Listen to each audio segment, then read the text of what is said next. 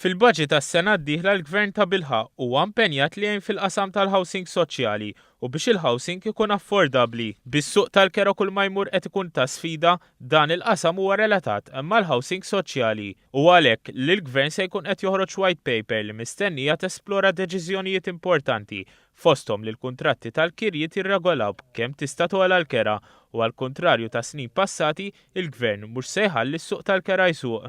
F'dan il-budget, il-Gvern ħabbar ukoll li se jwessa thresholds għas-sussidju tal-kera biex hekk aktar kerreja jibbenefikaw mill-għajnuna li jagħti il-Gvern. Ma dawn it-thresholds se jkun hemm oħrajn speċjali għall-anzjani minn 65 sena l fuq.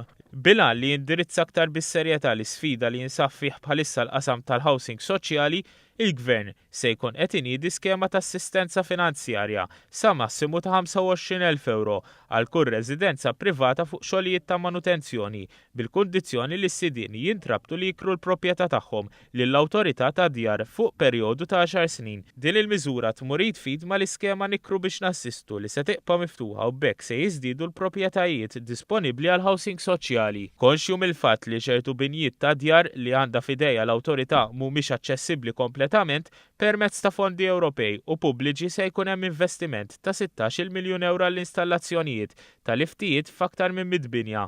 Dan l-investiment mistenni jolqot aktar minn 2000 resident, fosthom 660 anzjan u ftit aktar minn 100 persuna b'diżabilità. Inċentiv ieħor ġenerus partikolarment għall-anzjani u għal dawk li issa qed jgħixu f'dar tal-anzjani u għandhom post tal-Gvern f'idejhom. Kemm il-darba dawn l-anzjani jiddeċidu li jagħtu l-post lura lill-Gvern se jonqos il-ħlas mill-pensjoni b'20% b'riżultat li l-anzjani se jieħdu lura f'buthom sa massimu ta' 2,700 euro fis-sena. Sabiex ikollna housing aktar affordabbli, il-Gvern se jestendi s-self soċjali. Wara li din l-iskema diġà għenet mitruħ bi ftehim mal-Bank tal-APS, issa se jkun hemm ftehim mal-Bank of Valletta biex 300 persuna oħra jintlaqtu b'mod pożittiv minn din l-iskema.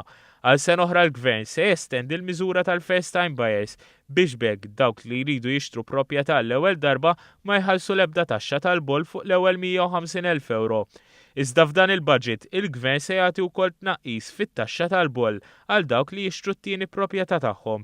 Hawnhekk it-tnaqqis tat-taxxa tal-bol jista' jilħaq 3,000 euro. Ma dawn l-inċentivi kollha se tiġi estiża it-tnaqqis fir-rata tat-taxxa tal-bol minn 5% għal 2% għal dawk interessati li jixtru proprjetà f'għawdex.